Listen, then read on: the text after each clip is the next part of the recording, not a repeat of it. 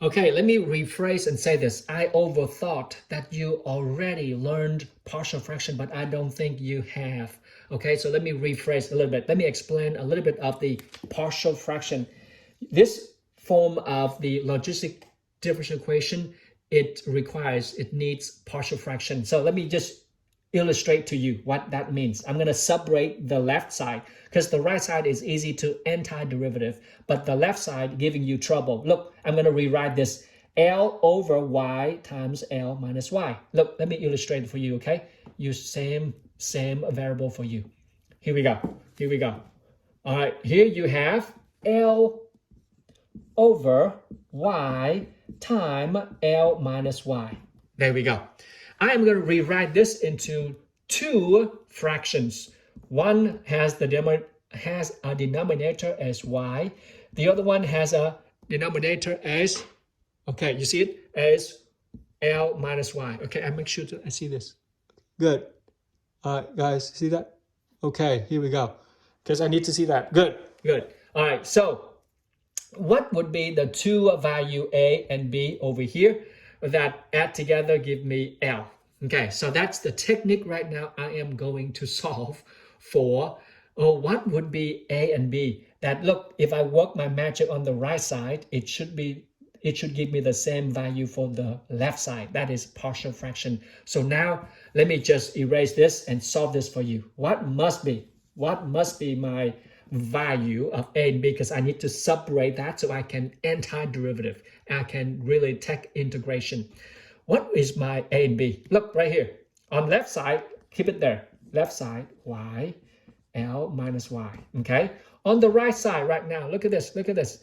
Cross multiply, because just like combining the two fractions together. So you have A times L minus y, okay?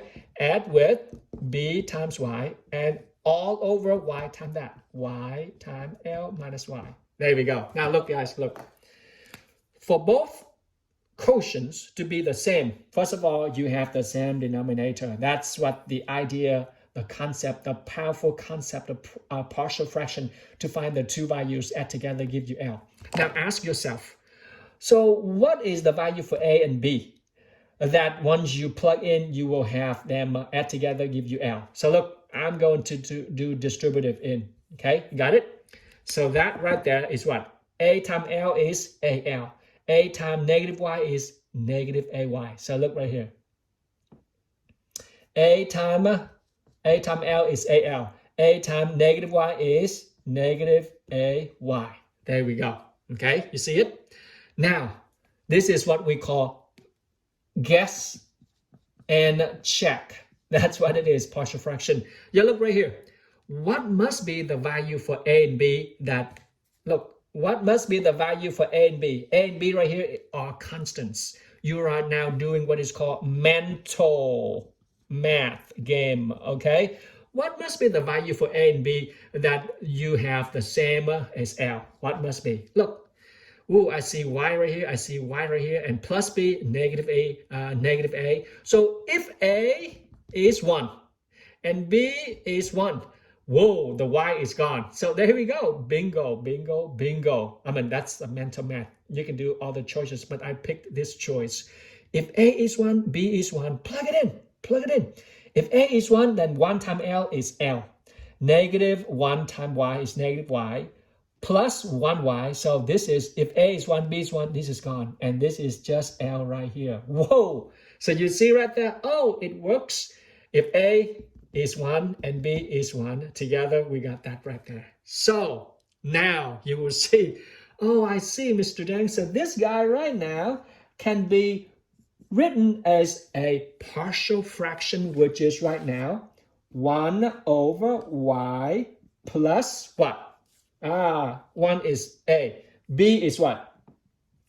B is 1 over L minus y. Ta-da! There we go. You see that? Because I cannot integrate this guy. I can only use partial fraction, which is separate them into two fractions by using my mental math. A is 1, B is 1. This equivalent to that. This equivalent to that. You see that? By doing that, I can integrate this. So let me rewrite everything for you, okay? So that needs partial fraction. Okay, guys? All right, here we go. So now you have a very integrable integrable functions on both sides. Integrable function on both sides. So this now we have is what? This right here now turn into 1 over y plus 1 over what? 1 over, which is L minus y. Okay? All right. This is dy. This is dy. And this is equals what? K dt. There we go. That's what we are now dealing with right here. Okay? You see that, guys?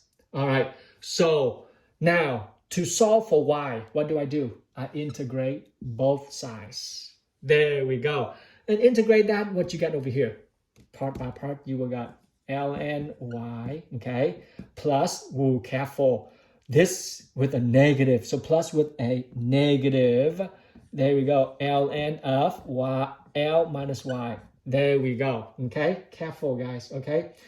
Equals what? This is, that's right, kt plus c. C1. Okay? Just to be safe, put c or c, you know.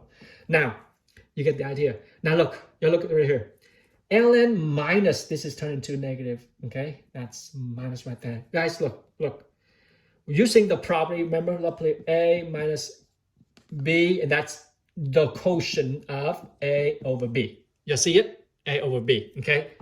A over b. I use this so you can see a over b. So this one now turned into using properties, using the property, okay? So you have right now is technically, that is ln of what? Of y over ln minus, there we go. Okay, am I making sense right here? You see that? Okay, one more step. The textbook wants us to put L minus y above y. So technically, I reciprocal that. Look, this one, if I do the reciprocal, it's going to be like this. If I have, look, I bring this up, bring that down, this is going to be a negative, okay? It's going to be a negative. I can bring that down right here by, look, if I time, okay, you guys see this right here. Look, let me do the magic for you to see. This right here equals kt plus c. You see that? Okay, now look, we want to have L minus y on top of that. So I'm going to time negative 1 both sides. Time negative 1 both sides. Okay, why? Because I want to keep this as a simple form, and you will see in a minute. Look right here. Okay. All right, here we go. I'm developed from the logistic differential equation to find the general solution. Time negative 1 both sides, so this now turned into negative, okay, negative ln, and that is y over L minus y equals negative kt, okay, minus c. There we go. Got it? Now, can I bring negative in here? Look, bring negative here, which is negative 1. There we go. If this is negative 1, can I flip this, you know, if that's negative 1 right there, okay, can I just bring this up here, bring it down there? And I have not changed anything right here, okay? If I flip that like that, so bring this one right here, so this turn into ln what? Technically, bring that right here, it's going to be like this. L minus y over y right there. That's what the idea is, guys. Negative kt minus c. Okay, there we go. Okay, you see that? That's what they do right now. Okay, bring the negative, and then the negative is cancel out. You got this clean form right there. Okay, all right. So that's what you have right here. Okay, so here we go. How am I gonna solve for y? Solve for y, take e both sides. Go ahead, take e both sides. So you got take e both sides. Okay, so you got L minus y equals y over e to this, which is negative t, and e to the negative c. E to the negative c is another, like I call it, a textbook called e to the negative c is a b. They call it B. That's it. Okay, just B. So you got B right there. Keep in mind that e to the negative c is B. Okay. All right. So you now have this form right here. Can you solve for B? Oh, sorry. Can you solve for Y? Well, yeah. Let's do this. Time Y over here. Look, time Y over here. There we go. So that gone. And bring Y over here. So you got L equals B. Okay. E to the negative KT. And Y, put Y over here, okay, Y over here, plus Y. There we go. And then what? You factor out Y for me, Y. You will get what? Can you see that right there? Good. Factor out Y, you got B, e to the negative KT, what? Plus 1. There we go, plus 1, okay? Take this away from that, right there, okay? Plus 1. And that equals what? L. Okay, that equals L right there, guys. Okay, you're one step away from your general solution. Whoa, this is a good work right here. So to solve for Y, what you get, guys? Solve for Y, you divide both sides. So L over what?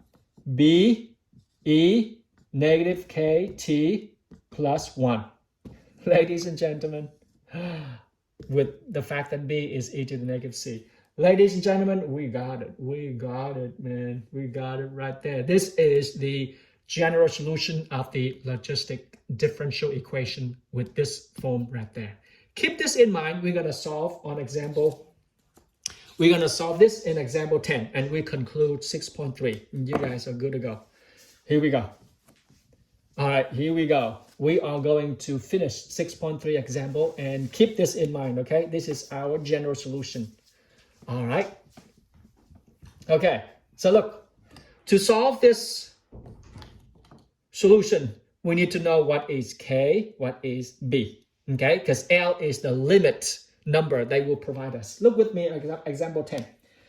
A state game commission released 400 elk, all right, type of an animal, into a game refuge. Okay, so after what? After 5 years, the elk population is 104. And the commission believes that the environment can support no more than 400. Oh, no more than 400. Look, no more than 400. So the maximum you get is no more than 400. There we go. Okay. You cannot go that much right there. And then what is now your solution? All right, so let me go on and give you the logistic. D population over dt equals what? dp, which is the directly proportional to a constant time, that population with what? 1 minus p, all right, the population, okay? Cannot more than, guys, sorry, cannot more than 4,000, not just 400, sorry. Cannot go more than 4,000. So that's it. That's how you use the population right here. That's P over L, okay? On your textbook, that's Y over L. That's P or Y, same thing, over L. So that's that now, okay? Now look, our job right now is to, okay, with this logistic differential equation, and you solve this, you got that form right there, okay? You solve this, I just demonstrate to you how you figured out the general solution of the logistic differential equation, DFQ. So here we go. Now they want to know, okay, they want to know the population that it grows with a rate like that. The commission believes that the environment can do more than that. So after 5 years, the population is 104. So they want you to write a model for the elk population in terms of T. And then they want you to graph that and then use the model to estimate after 15 years. Okay, you write the model. Here's the model. That's your A right there. Okay, that's your model. Oh, sorry, your A model is right here. Okay, the A model is that L equals what? 400. So here we go. This is the model right here. Let's go and write that model for me. All right, so I'm afraid you see it. Good. So look, part A, write the model. Y, or in this case, P, okay? P right here. L, what is L?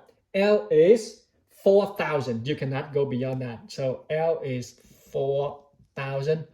over what? You don't know B, okay? And K e to the minus T plus 1. So, ladies and gentlemen, this is the model. This is the model for the population due to time. That's A. Now B, graph the function. Well, you can graph the function. You can see that, well, I just show you that the limit right here is 4,000. So it goes something like this right here. There we go, approaching but cannot be, reach 4,000. Now, the third part is what we're looking at. What if now after 15 years, what is the value equals 15 years? Okay, can I erase this? What is the value what's the population after 15 years goes by? Okay, 15 years goes by. Well, you plug 15 years in here and you say, well, Mr. Dan, if I plug 15 years in here, I still got stuck with the variable K and B. Well, how do I solve that, Mr. Dan? Well, don't forget, you are given the values. What values? You are given the values that, oh, I see, that you now have the population that the State Commission, when it is the beginning, the solution passes the point what? In the beginning, you have what? When T0, you got 40. Luckily, you got the data, okay? First, they put 40 elk in the population, meaning when T0, you got 40. And then what else do you have? You will have right now using that to figure out the value for the population. So look, using this one to find B for me, shall we? Okay, so using this one to find B, let's go. You got right here. Okay, so this we have right now is the function. All right, now look with me on the function right here, and then plug it in. You will have, when P is 40, look, when P is 40, all right, this is 4,000, okay, over, you got T0, so you have B plus 1. There we go. Okay, so B plus 1. Solving for this, what you got, guys? Solving for this, okay, bring it over, you will have right now. So you got B is, look, 40B times 40, so you got B is 99. There we go. From the given function and the data at the beginning with 0, you got 40 elk. Okay, so use that to solve for B. You got B right there. How do I find K? Well, they told you that after 5 years, the elk population, look, after 5 years, the elk population is 104. Using this point right here to find K. All right. Okay, so far you got B. B is 99. All right, 99. Now your job is to find K for me. Okay, all right, you having fun? Okay, so after 5 years, you got 104, and apply that function for me right there. So let's punch in 104 equals 4,000 over 99 e to the negative K, but T now is what? 5. So times 5. Okay, should be 5K, but I put K5. That's okay. Plus 1. Guys, I don't need to do this with you anymore, right? You can solve for this one for me and then solve for K. Okay, for the sake of time and using your calculator, bring it over and then take a log. You will now have K equals what? K will be approximately to 0.194. There we go.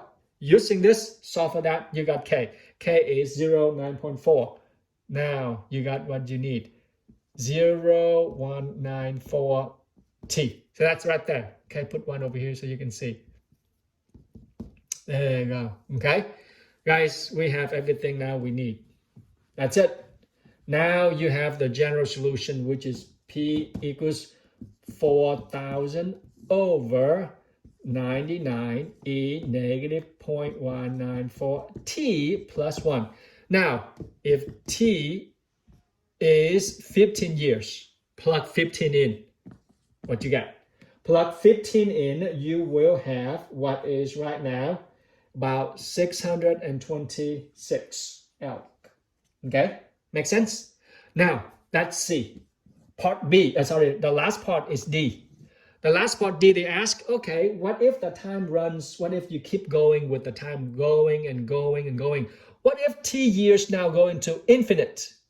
Look, if t is a big, huge number, and then this one right here will be a very, very, very small number approaching zero, okay? Approaching, which is a very, very, very small number. So 99 times a small number, which is divided by a big, big number, that will go into zero.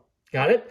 If that goes to zero, you got 4,000 divided by 1, so you got 4,000. That's how you control and you manage your species population, guys. And that I conclude the lesson. Guys, we're done. And then Friday, I will give you 7.1, which is very enjoyable. You have done that already, but just to get you into the transition of the finding the integration with the disk and the volume. Bye-bye, guys.